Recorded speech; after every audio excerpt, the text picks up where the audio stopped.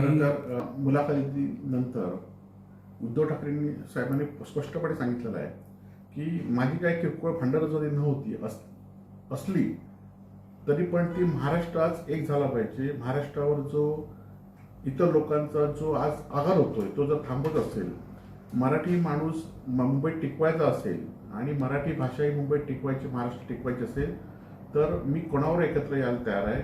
आणि त्याप्रमाणे उद्धवजींनी दिलेले आहेत. फक्त त्याचा गैरवापर होता कामा नये. आपण बघितलं असाल की अनेक वेळा निवडणुका आल्यात की सत्ताधारी पक्षातले लोक राजसाहेबांना भेटतात, त्याचा वापर करून घेतात आणि निवडणुका झाल्या की त्यांना बाजूला केलं जातं. आणि त्यामुळे राजसाहेबांनी सुद्धा एक गोष्ट स्पष्ट केली पाहिजे की आपल्याला कोणाविरुद्ध लढायचं आहे, कोणासाठी लढायचं हे स्पष्ट केलं पाहिजे.